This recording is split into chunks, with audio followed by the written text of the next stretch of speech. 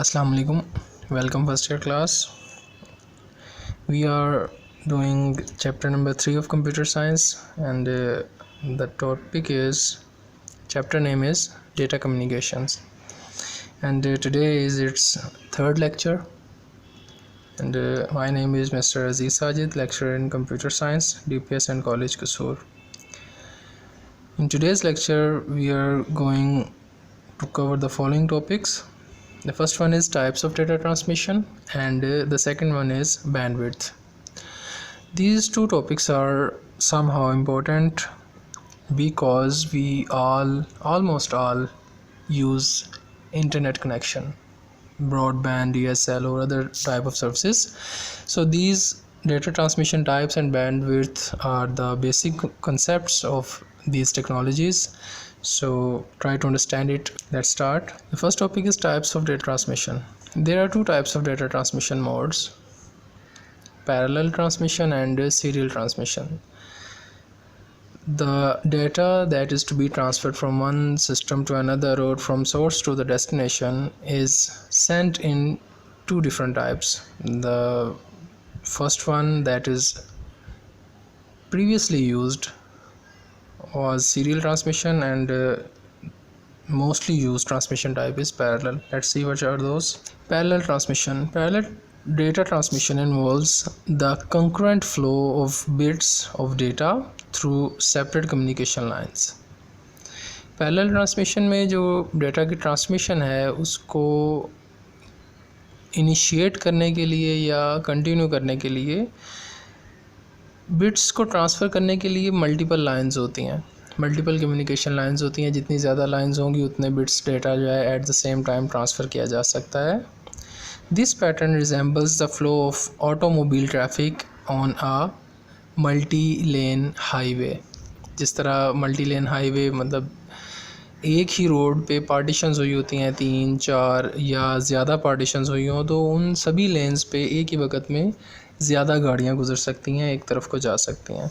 इसी तरह parallel transmission में भी मल्टीपल लाइंस अवेलेबल की जाती हैं जिनके ज़रिए डाटा ट्रांसफ़र किया जाता है, और इसी वजह से इसमें जो फ़्लो ऑफ डाटा है वो ज़्यादा होता है सीरियल की निस्बत. Internal transfer of binary data in a computer uses parallel mode.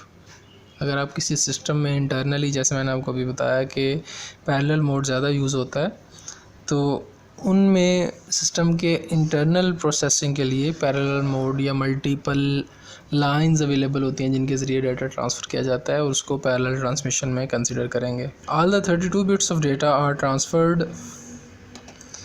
Simultaneously on 32 lane connections.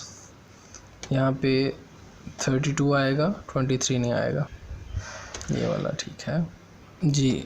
अभी जैसे आपको बताया कि पैरेलल ट्रांसमिशन में मल्टीपल लाइंस अवेलेबल की जाती हैं बिट्स के ट्रांसफ़र के लिए, और यूजुअली ये सिस्टम के इंटरनल ट्रांसफ़र के लिए यूज़ होता है. इसमें जितनी ज़्यादा लाइंस बिट्स के ट्रांसफ़र के लिए दी जाती हैं उतनी ही ज़्यादा तादाद में जो बिट्स हैं at the same time transfer हो सकते हैं.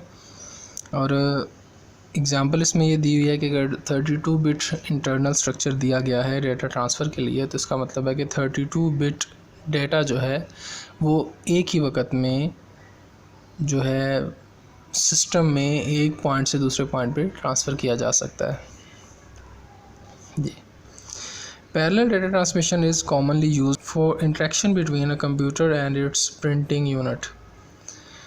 आमतौर पे ये प्रिंटिंग यूनिट के लिए इस्तेमाल होता है. सिस्टम से ज़्यादातर हमें प्रिंट्स देने पड़ते हैं, जो प्रिंट्स दे रहे होते हैं उनमें आमतौर पे या तो मल्टीपल लाइंस का टेक्स्ट होगा या कोई ग्राफिक इमेज हो सकता है. ऐसी सूरत में ज़्यादा तादाद में इंस्ट्रक्शन या बिट्स जो हैं वो सिस्टम से प्रेफरल डिवाइस, जो कि प्रिंटिंग डिवाइस है, उसको ट्रांसफ़र करने पड़ते हैं. ऐसी सूरत में जो डेटा है वो ज़्यादा तेज़ी से और ज़्यादा तादाद में प्रिंटिंग यूनिट की तरफ ट्रांसफ़र किया जा सकता है. लेकिन this is not the only purpose of parallel data transmission. ये कॉमनली यूज प्रोसेस बताया गया है.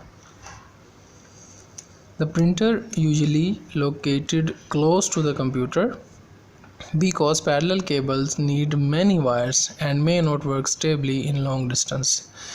तो ये इसका एक ड्रॉबैक दिखाया गया है कि पैरेलल ट्रांसमिशन में ज़्यादा आप लॉन्ग डिस्टेंस तक जो है ट्रांसमिशन को ट्रांसफ़र करेंगे उसके लिए आपको फिर मल्टीपल लाइंस चाहिए, वो जो है कॉस्ट भी ज़्यादा पड़ेगी और स्पेस भी ज़्यादा इस्तेमाल होगी। इसीलिए आमतौर पे प्रिंटिंग डिवाइसेस वगैरह जो होती हैं वो सिस्टम के करीब ही रखी जाती हैं ताकि पैरेलल कम्युनिकेशन के लिए जो कम्युनिकेशन चैनल इस्तेमाल हो रहा है उसको ज़्यादा दूर तक फैलाना ना पड़े।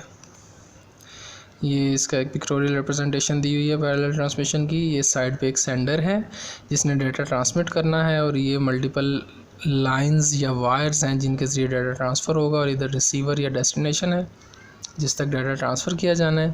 तो अगर आप देखें तो एक ही वक्त में 1 2 3 4 5 6 7 और 8 bits at the same time simultaneously इधर से सेंडर से ट्रांसफ़र हो रहे हैं, और 8 bits at the same time जो है वो रिसीवर उनको रिसीव कर सकता है। तो ये उसका स्ट्रक्चर दिखाया गया है कि पैरेलल ट्रांसमिशन कैसे अकर होती है। उसके बाद है serial data transmission. Most data transmitted over telephone lines use अ सीरियल पैटर्न। टेलीफोन लाइंस के ज़रिए जो डेटा ट्रांसफ़र किया जाता है वो ज़्यादातर सीरियल पैटर्न पे चलता है, bit by bit transfer rate होता है उसमें।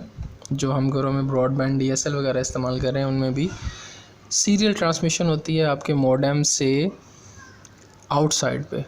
आपके मॉडेम से जब डाटा आपके हाउस से आउटसाइड जा रहा है तो वो PDCL लाइन के ज़रिए जाएगा या जो भी कम्युनिकेशन लाइन आपको दी गई है उसके ज़रिए ट्रांसफ़र होगा, तो उसमें वो एनालॉग की सूरत में बिट बाय बिट ट्रांसफ़र हो रहा होगा।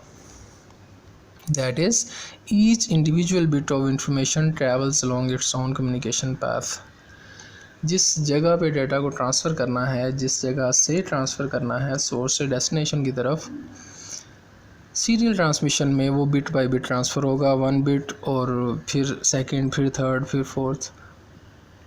ये एनालॉग सिस्टम में बिट बाय बिट और ईच बिट जो है एक के बाद दूसरा फिर तीसरा बिट जो होता है जिस सीक्वेंस में ट्रांसफ़र हो रहे होते हैं उसी सीक्वेंस में उसमें से मूव करते हैं, ट्रैवल करते हैं। The bits flow in a continuous stream along the communication path channel। अब जो कम्युनिकेशन पाथ हमने उनको दे दिया है, जो वायर या जो भी कम्युनिकेशन मीडियम इस्तेमाल किया जा रहा है उसमें बिट बाय बिट वो कंटिन्यूस स्ट्रीम की सूरत में फ़्लो करना शुरू कर देते हैं। This pattern is analogous to flow of traffic down to 1 lane residential street. तो ये पैटर्न अभी मैंने आपको बताया बिट बाय बिट चलता है, एक बिट फिर दूसरा फिर तीसरा। तो ये ऐसे ही है जैसे 1 लेन ट्रैफिक स्ट्रीट बनी होगी, एक गाड़ी उसके पीछे दूसरी फिर तीसरी फिर चौथी, वो एक सीक्वेंस में चलती हैं कंटिन्यूस स्ट्रीम में। सीरियल में भी इसी तरह प्रोसेस चलता है। ये इसकी एक रिप्रेजेंटेशन है। ये सेंडर है सोर्स सिस्टम और ये रिसीवर है डेस्टिनेशन जहाँ पर उसको पहुँचाना है। अब सेंडर से जो फर्स्ट बिट ट्रांसफ़र हुआ था वो 0 था, सेकंड फिर 0, फिर 1 0 1 1 0 1। ये इसी सीक्वेंस में कंटिन्यूस स्ट्रीम की सूरत में रिसीवर तक पहुंचेंगे और उसके बाद दोबारा से कंबाइन होकर उस मैसेज को डिकोड कर दिया जाएगा। Serial transmission is typically slower than parallel transmission because data are sent sequentially in bit by bit fashion। ये हमने अभी पहले भी देखा कि पैरेलल ट्रांसमिशन में चूँकि मल्टीपल नंबर ऑफ़ लाइंस हमारे पास होती हैं डाटा ट्रांसफ़र करने के लिए, बिट्स ट्रांसफ़र करने के लिए, इसीलिए जो पैरेलल ट्रांसमिशन है उसमें स्पीड फास्टर होती है सीरियल की निस्बत। Another way of classifying data communication flow is synchronous or asynchronous। इसका डाटा को डिस्टिंग्विश करने का एक और मेथड होता है। टाइप्स ऑफ डाटा को एक सिंक्रोनस होती हैं और एक एसिंक्रोनस। इसको भी देखते हैं इसमें क्या इस्तेमाल होता है। Synchronous transmission, a type of transmission that uses a clock to control the timing of bits being sent. अब अगर आप सिंक्रोनस में देखें तो इसमें एक सेंडिंग क्लॉक इस्तेमाल हो रहा होता है जिसका मकसद ये है कि एक ख़ास वक्त तक बिट्स को ट्रांसफ़र करना है। इससे गर्ज़ नहीं है कि बाकी कितने बिट्स रह गए हैं, इससे गर्ज़ नहीं है कि कितने बिट्स ट्रांसफ़र हुए हैं। एक ख़ास टाइमिंग तक जो है बिट्स को ट्रांसफ़र किया जाता है, उसको सिंक्रोनस ट्रांसमिशन कहते हैं। For example for 1 millisecond और 2 मिली सेकेंड, इतनी देर में जितना डाटा ट्रांसफ़र होगा वो हो जाएगा। जितना ट्रांसफ़र हो रहा है उससे गर्ज नहीं होती। जितने मिली सेकेंड्स के लिए ट्रांसफ़र हो रहा है उससे गर्ज होती है सिंक्रोनस ट्रांसमिशन में। Large volumes of information can be transmitted at a single time with synchronous transmission. This type of transmission involves simultaneous flow of several bytes of data. अब चूँकि इसमें सिंक्रोनस में वक्त का हिसाब होता है, इसलिए इसमें ज़्यादा तादाद में डेटा आप ट्रांसफ़र कर सकते हैं, क्योंकि ख़ास टाइम स्पेस मिल जाती है, टाइम लिमिट मिल जाती है जिसके दौरान डाटा ट्रांसफ़र हो सकता है। इसमें लार्ज बल्क ऑफ डाटा भी ट्रांसफ़र किया जा सकता है जब तक आपका सेंडिंग टाइम अवेलेबल है। Because a large block of data being sent synchronously can not be interrupted, a synchronised clock is necessary to carefully schedule the transmission of information. अब चूँकि इसमें बल्क ऑफ डाटा ट्रांसफ़र हो रहा होता है time के हिसाब से, डेटा के हिसाब से नहीं होता, इसलिए इसमें एक सिंक्रोनाइज्ड क्लॉक इस्तेमाल होता है जो सिस्टम को बताता है कि इतने मिली सेकेंड के लिए डाटा ट्रांसफ़र होना है या इतने माइक्रो सेकेंड के लिए ट्रांसफ़र होना है। उतनी देर तक वो डाटा ट्रांसफ़र होता है, उसके बाद क्लॉक जो है वो बज़ करके डाटा ट्रांसमिशन रोक सकता है। This special communication equipment is expensive, but this cost can be made up in part by faster less expensive transmission of information. अब चूँकि इसमें सिस्टम जो है वो अवेलेबिलिटी ज़रा कॉस्टली है, लेकिन अगर आप उसकी वर्किंग और परफॉर्मेंस के हिसाब से देखें तो वो तेज़ भी होगा और ट्रांसमिशन भी लेस एक्सपेंसिव कंपैरेटिवली मिल सकती है। ये सिंक्रोनस ट्रांसमिशन का एक व्यू है। ये ट्रांसमीटर है जो डेटा ट्रांसमिट कर रहा है और ये रिसीवर उसको रिसीव कर रहा है, और ये डेटा के फ्रेम्स ट्रांसमीटर से रिसीवर की तरफ ट्रांसफ़र हो रहे हैं, और इन पे ये लिमिट नहीं है कि कितने फ्रेम्स ट्रांसफ़र होंगे। इस पे सिर्फ लिमिट है तो टाइम क्लॉक की है कि क्लॉक जब तक सिंक्रोनाइज हो चुका है, जितने मिली सेकेंड या माइक्रो सेकेंड के लिए क्लॉक सिंक्रोनाइज हुआ है उतनी देर तक डेटा ट्रांसफ़र होता रहेगा। दूसरी टाइप थी एसिंक्रोनस ट्रांसमिशन।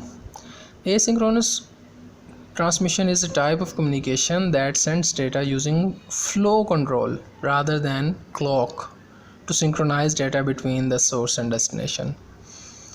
asynchronous में clock synchronize नहीं होता, इसमें डाटा का फ्लो कंट्रोल किया जाता है। कितना डाटा और कैसे फ़्लो होगा ये देखा जाता है। इसमें टाइम जो है उसकी सिंक्रोनाइजेशन नहीं होती है सिंक्रोनस में। इसको देखते हैं। When asynchronous, also called start-stop transmission, asynchronous का दूसरा नाम start-stop transmission भी होता है, is used. A special start signal is transmitted at the beginning of each group of message bits. अब चूँकि इसमें टाइम लिमिट नहीं है, इसलिए डेटा ट्रांसमिट करते वक्त हर जो मैसेज होता है उसमें स्टार्ट और स्टॉप का सिग्नल ऐड करना पड़ता है। इसको देखते हैं कैसे करते हैं। When a character is about to be transmitted, a start bit is sent. यहाँ पे start bit आएगा। A start bit is sent. A start bit has a value of 0. ये देख लें कि start bit जो होगा उसकी वैल्यू 0 होती है। ये सिस्टम को बताता है कि यहाँ से डाटा स्टार्ट हो रहा है ट्रांसमिट होना। Also called space state. ये सिंक्रोनस ट्रांसमिशन में जब डाटा या करैक्टर ट्रांसमिट होना होता है तो उससे पहले एक बिट सेंड होता है जिसको हम स्टार्ट बिट कहते हैं, जिसकी वैल्यू 0 होती है। इसका दूसरा नाम होता है space state. Thus, when the line switches from a value of 1 to a value 0, the receiver is alerted that a data character is about to come down the line. इसलिए जब डेटा ट्रांसमिशन में 1 bit की बजाय 0 start होता है तो system को alert कर दिया जाता है कि यहाँ से एक करैक्टर रिसीव होना स्टार्ट होने लगा है। An asynchronous line that is idle is identified with a value 1. Asynchronous line जो कोई डाटा ट्रांसफ़र नहीं कर रही, आइडल है, उसको सिंपली 1 बिट से शो किया जाता है, उसकी वैल्यू 1 होती है। Also called mark state. जब 0 ट्रांसफ़र होता है उसको हम स्पेस स्टेट कहते हैं, और जब 1 ट्रांसफ़र हो रहा होता है उसको मार्क स्टेट कहते हैं, और ये शो करने के लिए होता है कि इस वक्त डाटा ट्रांसफ़र नहीं हो रहा. By using this value to indicate that no data is currently being sent, the devices are able to distinguish between an idle state and a disconnected line. अब देखें, ये कन्फ्यूजन दूर करने के लिए कि स्टेट आइडल है या कनेक्शन डिस्कनेक्ट हो गया है, उसमें वैल्यू 1 रखी गई है. क्योंकि जब स्टेट आइडल होगी ऐसी सूरत में सिस्टम को 1 बिट ट्रांसफ़र होता रहेगा. इससे पता चलता है कि सिस्टम डिस्कनेक्ट नहीं हो गया, स्टेट डिस्कनेक्ट नहीं हो गई, स्टेट कनेक्टेड है लेकिन जो डाटा ट्रांसफ़र है वो रुक गया है, वो आइडल हो गया है. और अगर स्टेट डिस्कनेक्ट हो जाएगी ऐसी सूरत में 1 बिट भी ट्रांसफ़र नहीं होगा. Conversely, asynchronous transmission involves the sending and receiving of 1 byte of data at a time. इस तरह से जो एसिंक्रोनस ट्रांसमिशन है, जो कि इसमें डेटा ट्रांसमिट किया जाता है, टाइम लिमिट नहीं होती, इसमें 1 बाइट की डाटा ट्रांसमिशन का हिसाब होता है, 1 बाइट एक वक्त में ट्रांसफ़र हो रहा होता है. This type of transmission is most often used by computers and other systems characterized by slow speed. ऐसे सिस्टम्स या कंप्यूटर जो स्लो स्पीड में आए उनमें एसिंक्रोनस डाटा ट्रांसमिशन इस्तेमाल होती है. ये इसका एक पिक्टोरियल व्यू है. इसमें अगर आप देखें तो ये 1 2 3 4 5 6 7 8 ये 8 बिट, ये जो येलो बॉक्स में है ये एक करैक्टर है और इसके स्टार्ट पे 0 ऐड किया है. ये इसकी स्टार्ट स्टेट, जिसको हम सिंपली स्पेस स्टेट भी कहते हैं, उसको शो कर रहा है. और इसके लास्ट पे 1 बिट ऐड कर दिया, ये इसको स्टॉप बिट को शो कर रहा है. और 0 और लास्ट 1 के दरमियान में जो डाटा होगा ये सिस्टम मैसेज के तौर पे रिसीव कर सकता है. इससे पहले वाले में भी देखें तो ये लास्ट पे 1 है, यहाँ से बता रहा है कि 1 बाइट कंप्लीट हो गया है. नेक्स्ट 0 से स्पेस स्टेट शुरू हो रही है और नेक्स्ट लास्ट 1 पे जाके यहाँ पे मार्क स्टेट आ गई है. नेक्स्ट फिर 0 से स्पेस स्टेट स्टार्ट हो गई है, या जिसको हम स्टार्ट बिट कह सकते हैं, वो स्टार्ट हो गया और दरमियान में गैप आ जाते हैं, जिससे पता चल रहा है कि डेटा ट्रांसमिशन नहीं हो रही. जी, सेकंड टॉपिक है bandwidth. Each type of communication media has different transmission speed. Communication media जो हम इस्तेमाल करते हैं, चाहे वो गाइडेड हो, अनगाइडेड हो, कोएक्सियल केबल हो, ट्विस्टेड पेयर केबल हो या फाइबर ऑप्टिक हो, ये कम्युनिकेशन मीडिया हैं, इन सभी की ट्रांसमिशन रेट डिफरेंट होते हैं. Bandwidth is a measure of the transmission rate of communication channels. Bandwidth से मुराद है कि कम्युनिकेशन चैनल किस स्पीड से या किस पैमाइश के तौर पे डाटा को ट्रांसमिट कर रहे हैं. a measure of the transmission rate, ये बैंडविड्थ होता है.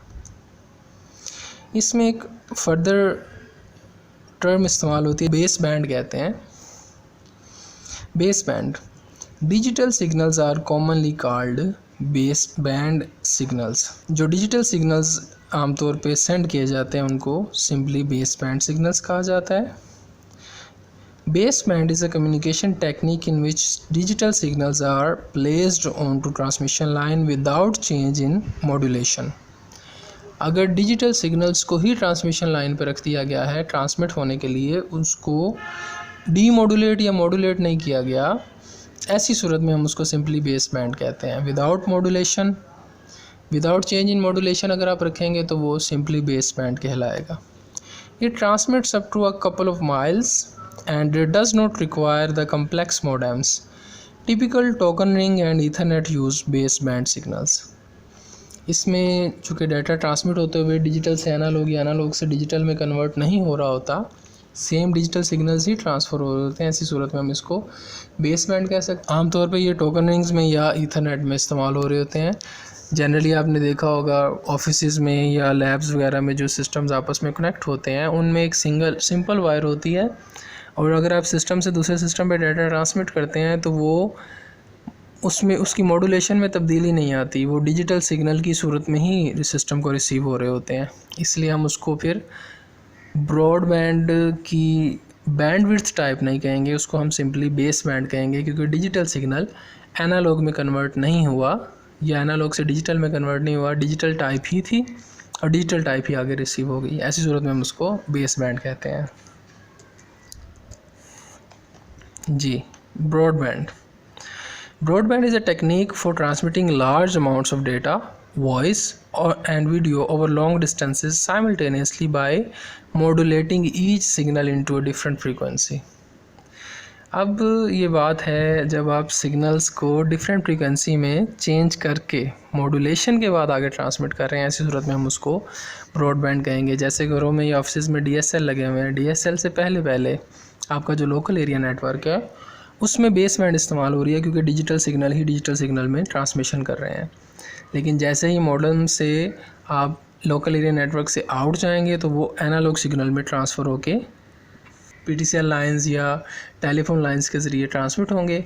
ऐसी सूरत में फिर वो बेस बैंड की बजाय ब्रॉड बैंड टर्म इस्तेमाल करते हैं और ये लॉन्ग डिस्टेंसेस तक ट्रैवल कर सकते हैं। Using the FDM frequency division multiplexing technique several streams of data can be transmitted simultaneously. FDM एक टेक्निक है जिसके ज़रिए डेटा की बहुत ज़्यादा स्ट्रीम्स जो हैं एक ही वक्त में ट्रांसमिट की जा सकती हैं। Broadband is a bandwidth used for direct communication between very high speed computers. अगर हाई स्पीड कंप्यूटर्स में आप डाटा ट्रांसमिशन कर रहे हैं, डायरेक्ट कम्युनिकेशन कर रहे हैं, ऐसी सूरत में ब्रॉडबैंड इस्तेमाल किया जाता है। This bandwidth includes microwave, satellite, coaxial cable and fibre optic media. ये माइक्रोवेव, सैटेलाइट, कोएक्सियल और फाइबर ऑप्टिक चूँकि आप जानते हैं कि हाई स्पीड कम्युनिकेशन मीडिया हैं, इसलिए ब्रॉडबैंड में भी ये टाइप्स इस्तेमाल होती हैं हाई स्पीड कम्युनिकेशन फ्राहम करने के लिए। जी, बेस बैंड एंड ब्रॉडबैंड। ये देखें, इस तरफ आपके लेफ़्ट साइड पे ये वर्क स्टेशन है, एक सिस्टम्स इधर मौजूद हैं और ये मॉडम है। अब मॉडम से इस साइड पे जब सिस्टम्स आपस में कम्युनिकेट करेंगे इस साइड पे, तो वो डिजिटल सिग्नल्स में ही कन्वर्सेशन कर रहे होंगे, कम्युनिकेशन कर रहे होंगे। ऐसी सूरत में हम उसको बेस बैंड कहते हैं। लेकिन जैसे ही मॉडम से डेटा आउट जाता है तो वो डिजिटल को एनालॉग में कन्वर्ट कर देता है, कंटिन्यूस स्ट्रीम में कन्वर्ट कर देता है। ऐसी सूरत में जो बेस बैंड है वो मॉड्यूलेशन के बाद ब्रॉडबैंड में कन्वर्ट हो जाती है। इसके ऊपर लिखा हुआ है modulated analog signal which is also called broadband. तो आई थिंक आपको आई होप फ़र्क समझ आ गया होगा कि अगर आप डिजिटल सिग्नल से ही ट्रांसमिशन कर रहे हैं, रिसीविंग कर रहे हैं, तो सिंपली बेस बैंड है, और अगर उसका ट्रांसमिशन मोड चेंज हो रहा है मॉडम के थ्रू, तो ऐसी सूरत में हम उसको ब्रॉडबैंड का नाम देते हैं। स्टूडेंट, आज के लिए इतना ही। If you have any question you can ask anytime. You have my WhatsApp number on the start of the lecture. Take care. Allah Hafiz.